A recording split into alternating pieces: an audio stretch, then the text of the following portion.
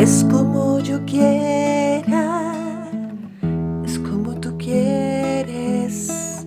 No es como yo piense, sino que tu pensamiento es de mí. Que yo sea tuyo, que tú seas mío, y que mi refugio esté siempre en ti.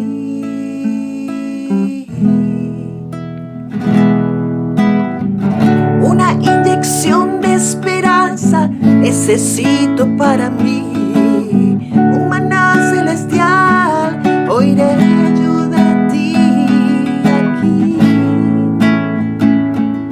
En la hora de la verdad, emuná, necesito yo y la humanidad aquí.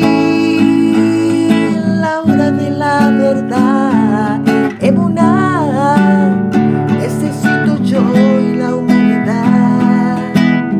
Inyección de esperanza de Yahweh, inyección de esperanza del Ruach HaKodesh aquí. En la hora de la verdad, emuná, necesito yo y la humanidad.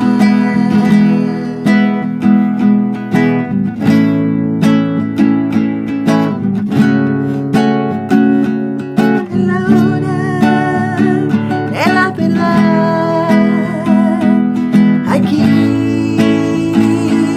En la hora de la verdad, no cambies el dial, porque aquí oirás una inyección de esperanza que te hará crecer en Yahweh, te hará crecer, te hará crecer en Yahweh.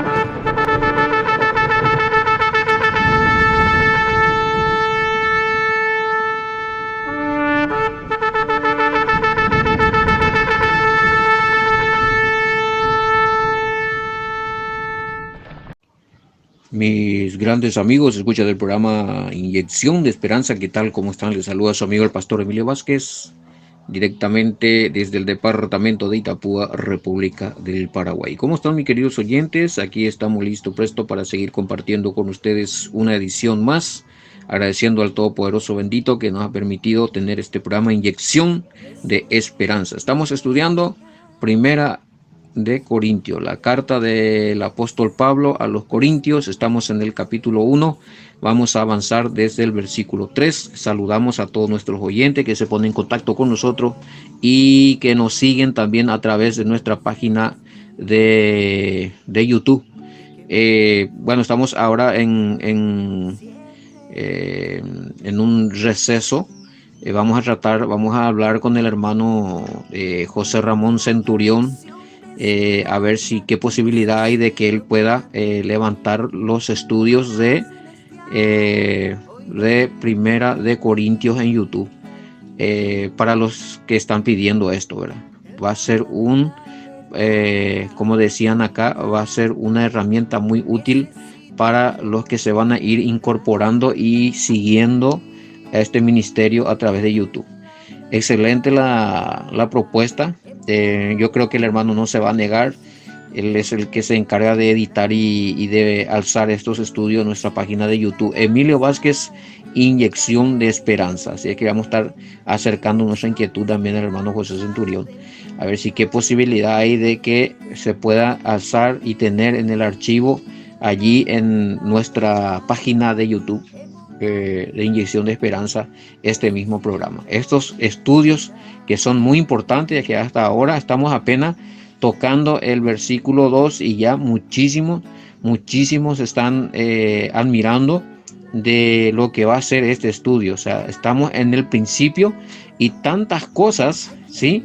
Tantas cosas que ya se ha aprendido y se ha aclarado. No me quiero imaginar, dice alguno, si es que empezamos a estudiar con usted desde el principio. Cuando, según entiendo, empezó con... no, fue con Gálatas. Efesios ya vino después. Empezamos con Gálatas. Pero sí, lastimosamente no lo tenemos en YouTube, Gálatas, no lo tenemos todo el compendio de Gálatas en YouTube. Algunos que otros habrán encontrado allí. Porque cuando eso todavía no tenía contacto con alguien que me pueda hacer estas ediciones para YouTube, porque yo cuento con un telefonito y bueno, ya se imaginarán ustedes. Pero lo que es Gálatas y Efesios no lo tenemos en YouTube. En parte tenemos el estudio de Juan, pero no completo. Si es que esas son las falencias que estamos teniendo y lo reconozco públicamente aquí.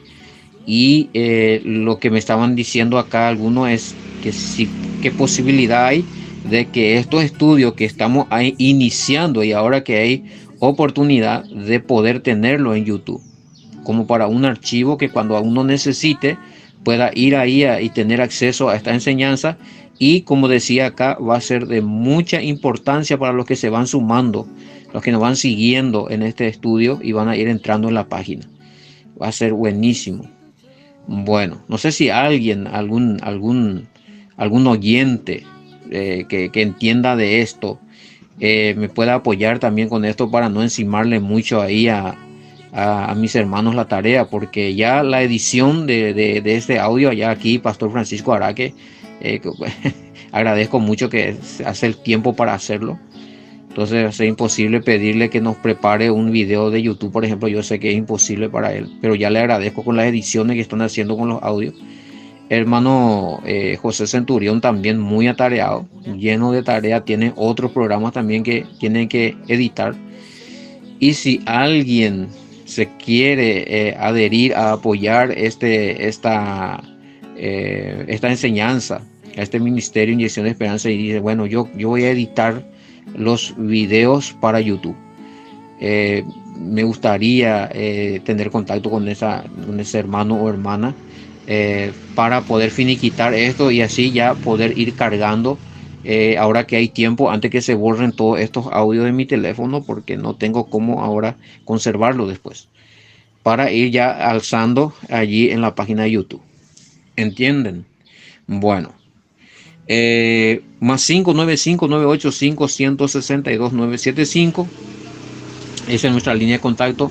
Para los hermanos paraguayos aquí es línea personal, así que esto también ya lo saben. Tenemos la línea Tigo, que es otro número que le puedo pasar en su privado en el grupo si van a necesitarlo para hacer su apoyo en cuanto a giros y ofrendas. Bueno, agradezco también a los que están orando y a los que de alguna otra forma están ayudándome con sus ofrendas aquí en el ministerio. Cualquier cosa usted desea seguir ofrendando, ayudando, está eso latente en su corazón y bueno, puede hacerlo, lo quiere hacer, contáctese conmigo, por favor, le estaré muy agradecido. Otra cosa que más tenemos aquí, bueno, entonces ya entramos en lo que es la lectura de lo que es el libro de Mishle, que le gusta mucho. Qué buenos consejos. Bueno, seguramente el tema es que está usando los lectores están usando la Biblia BIM, pero en línea general yo creo que viene a tener las mismas connotaciones. El consejo es importante. O sea, hay algunas palabras que no marcan tanto la diferencia, según me están diciendo acá. Me están preguntando qué versión están leyendo los lectores. En la Biblia BIM, estamos usando la Biblia BIM. Usted lo va a escuchar que muchas veces lo nombro aquí, también lo uso aquí. Lo puede bajar en su celular, creo que todavía está vigente. Todavía hay acceso a internet a la Biblia BIM. Si puedo buscarlo en Play Store y ahí lo puede descargar. Bueno, vamos a escuchar entonces. ¿Qué te parece, Pastor Francisco Araque? Ahí, como siempre, a él atento, muy laborioso, nuestro hermano, a quien le agradezco mucho también este esfuerzo que tiene que estar editando estos audios para que ustedes puedan sintonizar este programa. Gracias, Pastor Francisco. Y vamos a escuchar entonces al hermano Moshiach. Miren quién está aquí, uno de mis maestros también en la Torah. Sí, la vez pasada ya me estaban preguntando si con cuánto maestro estoy creciendo, porque me supongo que hay muchos. Me dicen sí. Yo tuve el privilegio, ahora que encuentro el nombre de Moshiach y me acuerdo, estaba latente, eso tenía que aclararlo también. Tuve el privilegio y hasta ahora tengo el privilegio de tener no solo un maestro de la Torah, sino varios que me están apoyando, cualquier cosa, si uno no puede, si no tiene tiempo, el otro me ayuda. Cuando nosotros empezamos, cuando yo empecé con este estudio, fue en el grupo de Yeshua Mesudá también. Había otro grupo, me decían, alguien acá me manda un mensaje que se acuerda de mí y me estaba diciendo que pronto creciste porque empezabas con muchas preguntas. ¿Cómo es? Acá está el nombre del grupo, La Última Trompeta. Sí, ahí estábamos. Después encontré, resulta ser que el hermano que estaba allí no disponía, tenía que trabajar también y no disponía de mucho tiempo, y como un aprendiz yo a veces necesitaba respuestas rápidas. Y cuando me contactaron con el grupo de Yeshua Mesudá, allí sí, ahí estaban unos cuantos hermanos. Acá estaba presente el pastor Francisco Araque, ahí está Moshiach, está el Aj Humberto, el Aj Abraham, que eran esto y siguen siendo hasta hoy mis grandes amigos y hermanos en la fe y instructores de los cuales sigo aprendiendo. Y cualquier cosa yo me sigo conectando con ellos, ¿verdad? O sea que no es que yo me quiero acá hacer el sabiondo y decirle, no, yo me la arreglé sola y esto que aquello, no, solo y esto que aquello. ¿Qué digo solo? Entonces, vale que yo esté también hablando un poquito de mis tiempos de aprendizaje, ya que hay algunos que me están preguntando si, bueno, de ese grupo me había salido, sí. Y hoy me encuentra ya enseñando. O sea, se sorprende a algunos que tan pronto aprendí, pero me metí de lleno, me tiré con todo a esto. Y aquí hay el pastor Francisco, y allí, si ustedes pueden, le conocen al Roe también, Abraham Morales, o Humberto, el hermano Humberto Vanegas. A ver, ahí está Moshiach. Sí, fui muy preguntón. Aprendí bastante porque preguntaba mucho en el grupo, preguntaba mucho y molestaba mucho a cada uno de ellos. Y me daban la respuesta y yo en base a eso me movía. Y gracias al Padre hoy estoy también enseñando y sigo aprendiendo de ellos. Bueno, a ver qué más tenemos aquí. Ah, sí. Vamos a escuchar entonces aquí está Moshiach. Él va a estar leyendo el Proverbio capítulo 15 y después voy a estar respondiendo a estas preguntas. Bueno, ya esto dice, ya dejo de refutar porque ya caí en la cuenta que el Mesías no pudo haber fundado la Iglesia Católica según tenía el versículo para refutarlo, Mateo 16, 18, 19. Pero con lo que usted dijo ayer ya me cayó la ficha. Ya me cayó la ficha. Bueno, ¿qué ficha se le cayó?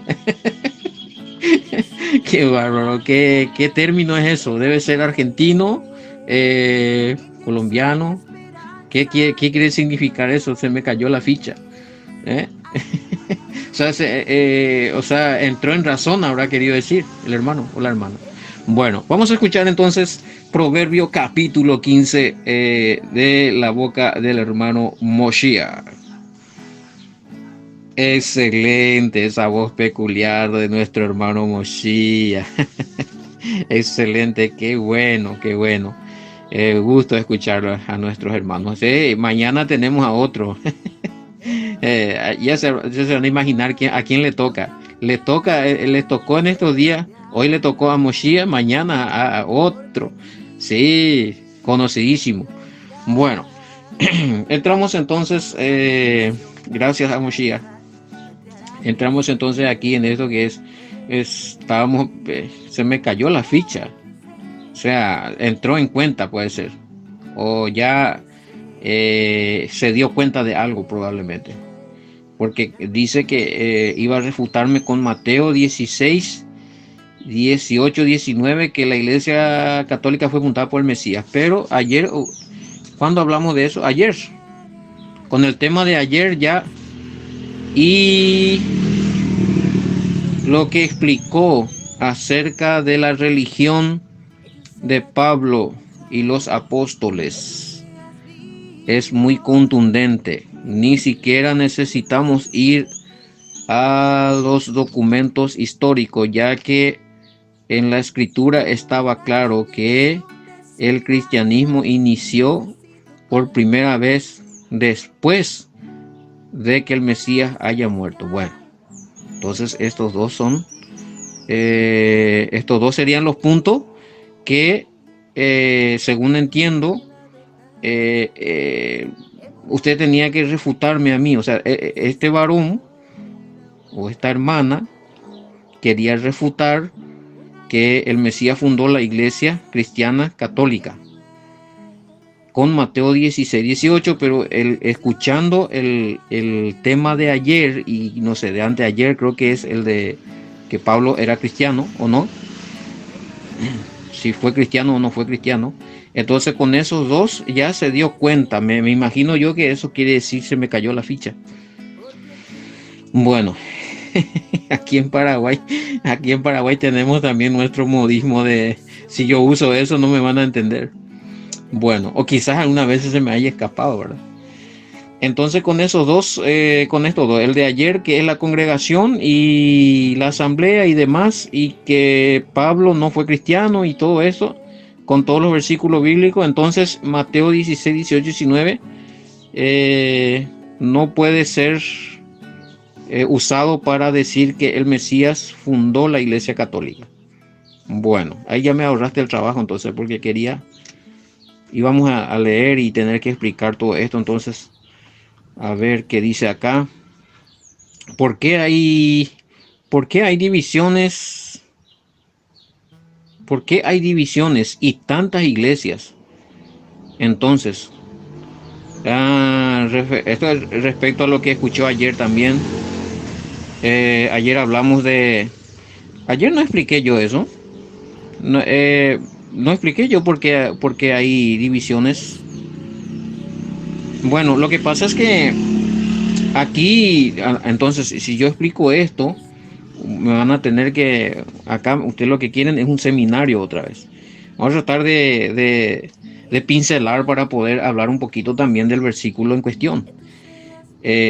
Porque esto es muy, muy, muy extenso. O sea, primero sabemos que estaba la congregación del Mesías, los nazarenos, y que ahí en el año 48-49 se nombra a los primeros cristianos, porque allá había algunos resquebrajamientos, algunos desacuerdos, y muchos tenían miedo de los judíos, de los romanos, porque los romanos le empezaban a perseguir a los judíos y todo lo que tenga que ver con judíos.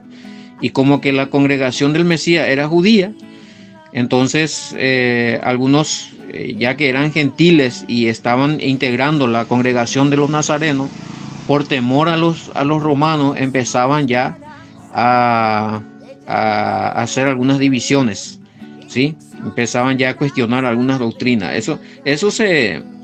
El principio del resquebrajamiento, así se nombra, podemos verlo ya cuando se nombra a los cristianos allí en Hechos 11:26, donde allí ya probablemente, según los historiadores, pudo haber sido el principio de algunos desacuerdos que iban a ir creciendo después hasta llegar al año, después la destrucción del templo, que sería el año 80, donde el obispo que estaba con la congregación nazarena, se declara cristiano también por temor y presión a los romanos. Ignacio de Antioquía. Ignacio de Antioquía, él se declara cristiano, y que en ese interín, al decir él eso, estaba demostrando a Roma que él no tenía nada con los judíos, que ellos creían en el Mesías, pero que no iban a seguir la corriente judía. Es decir, no iban a seguir como seguían los nazarenos o de la congregación del Mesías de Israel, sino que iban a seguirlo de otra manera, ¿sí? Y empezaban ya a abolir el uso de la Torá, de algunas leyes. Empezaron ya a descartarlo para así no sentir presión y persecución de los romanos, que al fin y al cabo después lo terminan matando otra vez, pero él ya por temor hizo eso, y se tienen esos documentos. Eso ya hay que en la historia eclesiástica de los padres de la iglesia, entonces ya se pueden encontrar esos anales de esos documentos donde él ya empieza a declararse cristiano. Después va a hacer lo mismo otros y otros obispos que de la gentilidad iban surgiendo. Lo curioso es que no van a encontrar a ningún apóstol después de la muerte de Juan, de Johanán, de Apocalipsis, el que tuvo la visión de Apocalipsis. No se encuentra, ni siquiera sus discípulos fueron llamados, ni en la tradición encontramos que sus discípulos se llamaron apóstoles, sino que obispos. Ahora, no sé de dónde surgieron esta nueva camada de apóstoles en estos tiempos. Bueno, pues otro tema. A ver, otra cosa. Bueno, ahí vemos la división. Ahí encontramos el primer grupo eran los nazarenos.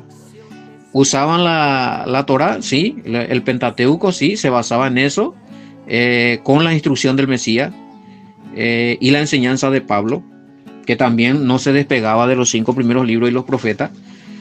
Respetaban el Shabbat, eso se tiene y fue claro, muy claro, hasta muchísimo tiempo después. Aún los propios cristianos, después de que este obispo se había declarado cristiano, después aún ellos no pudieron abolir de golpe el descanso del día sabático, del día sábado, día de reposo sábado. Eso lo hicieron ya después, pero sí ya empezaron a tener problemas porque con los nazarenos, porque ellos empezaron a rechazar, los cristianos empezaron a rechazar algunos mandamientos. Después fueron aboliendo la alimentación, los alimentos que se tienen. Todos estos documentos fue con otro obispo, ¿verdad? Entonces vemos que allí se iban, y entre los mismos cristianos había otro desacuerdo, que formaban otro grupo otra vez. Y cuando se tuvo que eliminar a estos grupos, cuando Constantino en el año 311-312 se hace cristiano, y luego imperializa esta religión, lo hace oficial. Hacen el concilio de Nicea, crean allí el credo niceo-constantinopolitano, creo en Dios Padre Todopoderoso, creador del cielo y de la tierra, esa oración de los católicos, afirmando que Dios es 3 y 1 y todas esas cosas. Y bueno, son añadiendo allí muchas doctrinas que ellos creían como verdad, y que con esos decretos ellos podían eliminar a los otros que no creían igual que ellos. Y sufrieron persecución los otros cristianos también, porque habían cristianos que, aunque se consideraban cristianos, que no creían en la Trinidad, pero fueron también refutados, pero tenían otras doctrinas también que no era lo correcto. Entonces ya empezaba esas persecuciones, entre los cuales estaban también los nazarenos, que fueron también igualmente perseguidos, y en su propia tierra, allí en Israel, con Santa Elena, la madre de Constantino, que fue a perseguirlos también a ellos, que se tienen esos documentos. Entonces, ¿a qué quiero llegar? Que cuando se imperializa la iglesia cristiana apostólica católica romana, lo hace con la fuerza, no solamente de credo, de dogmas, de religiones, sino también con la fuerza del Estado. O sea, tenía poder de la milicia, tenían soldados a sus cargos. Entonces, si un obispo hablaba, si un obispo daba orden, Roma, y si era romano, el católico romano, había soldados a sus disposiciones que ejecutaban las órdenes. Imagínense hasta qué poder tenía la Iglesia Católica. Entonces nadie podía oponerse, y aparte que el emperador era católico. O sea, si alguien se levantaba y decía, no, esto no es así, y contradecía lo que han decretado en su concilio, la Iglesia Católica como doctrina, y si alguien se oponía a eso, se le consideraba hereje, y ponían su cuello sobre un rollo y chau. Le cortaban, le mataban. Se fueron perseguidos, masacrados muchísimo. Entonces, el primer trabajo de la Iglesia cristiana, religión católica, fue entonces situarse en el poder, en la cúspide, ¿sí?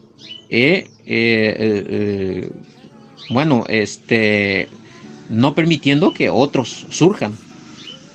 ¿Para qué vamos a dar vuelta a las palabras? Eliminando a los que querían surgir como religión, aunque fueran cristianos, pero que no estaba de acuerdo con ellos. Entonces quedó como único, porque tenía la fuerza, tenía el poder, tenía el imperio, tenía todo a su favor.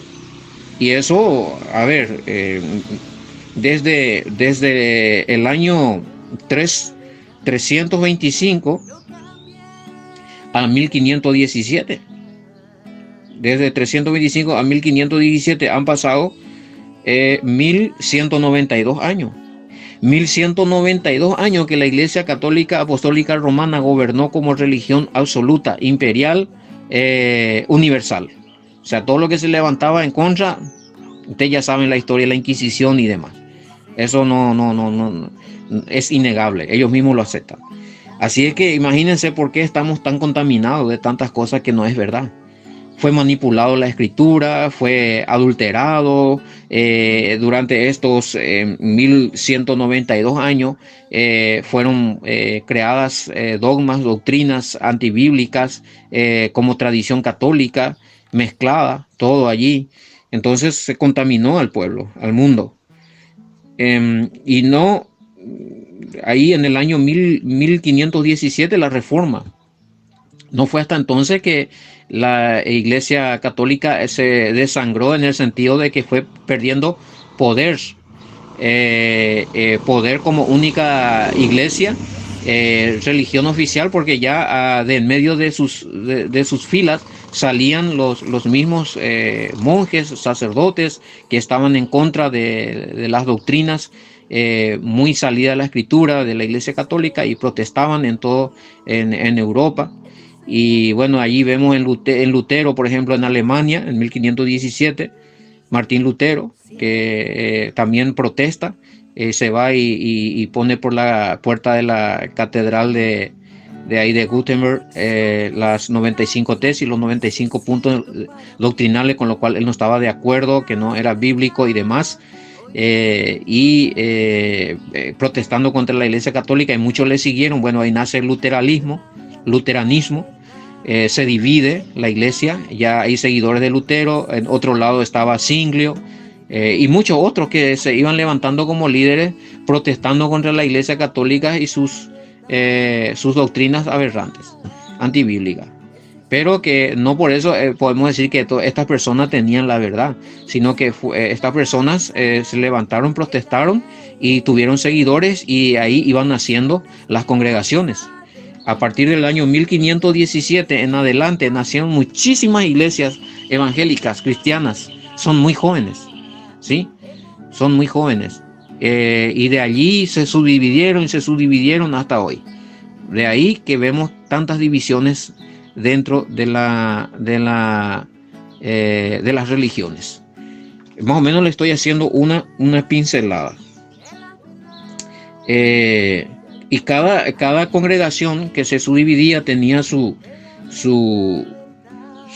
interpretación doctrinal, tenía sus reglamentos y demás. su estructura, ¿sí? Pero ya eso fueron surgiendo a partir del año 1517 en adelante. No es que fueron fundados por el Mesías tampoco. Eso es, hay que estudiar la historia, hay que estudiar la eclesiología, historia de la iglesia, hay que estudiar la reforma en el año 1517 con Lutero, Zwinglio y otros. Después hay que estudiar un poquito la contrarreforma que hizo la Iglesia Católica, cuál fue la consecuencia de la división de esta iglesia, de estas religiones, de estos líderes, qué consecuencia trajo que estos líderes se levantaron, protestaron y tuvieron muchos seguidores. La consecuencia fue que se fundaron muchísimas pequeñas iglesias, denominaciones, cada uno con su doctrina y sus interpretaciones bíblicas y demás. Y de allí hasta hoy, otra vez, ya tenemos unos cuantos años, desde 1517 hasta hoy, 1517, 1600, 1700, 1800, 1900, 2018, como 500 años después, imagínense las subdivisiones otra vez que estamos teniendo. Entonces más o menos le estoy haciendo una pincelada, o sea, no me dieron tiempo hoy de entrar en lo que es la lectura de Corintios 3, 1, 3, por las preguntas que me estaban haciendo, pero por lo menos tratando de responder esto que es muy importante también para mí, la pregunta que me estaban haciendo. El surgimiento de las demás iglesias y religiones cristianas, ¿cómo fue? Y eso es lo que le pude pincelar hoy. Bueno, y entonces será hasta mañana con el estudio de Primera de Corintios. Gracias por la sintonía. Quien les habló y les saludó, el pastor Emilio Vázquez. Y será hasta mañana con el programa Inyección de Esperanza. Shalom, bendiciones. No es como yo quiera, es como tú quieres. No es como yo piense, sino que tu pensamiento es de mí. Que yo sea tuyo, que tú seas mío, y que mi refugio esté siempre en ti.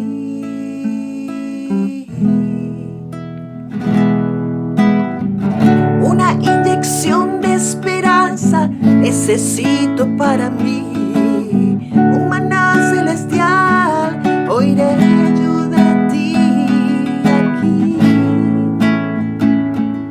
En la hora de la verdad, emuná, necesito yo y la humanidad aquí. En la hora de la verdad, emuná, necesito yo y la humanidad. Inyección de esperanza de Yahweh, inyección de esperanza del Ruach HaKodesh aquí. En la hora de la verdad, emuná, necesito yo y la humanidad.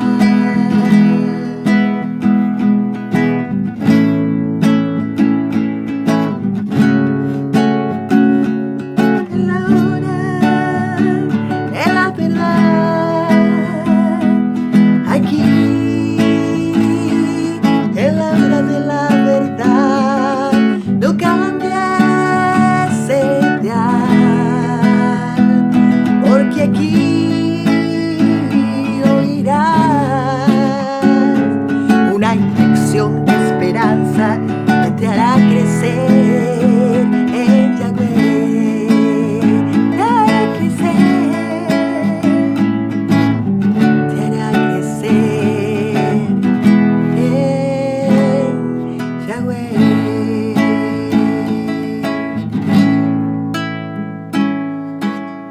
Es como yo quiera, es como tú quieres. No es como yo pienso, sino que tu pensamiento esté en mí. Que yo sea tuya, que tú seas mío, y que mi refugio esté siempre, siempre en ti. Una inyección de esperanza necesito para mí, un diré yo de ti aquí, en la hora de la verdad. Emuná, necesito yo.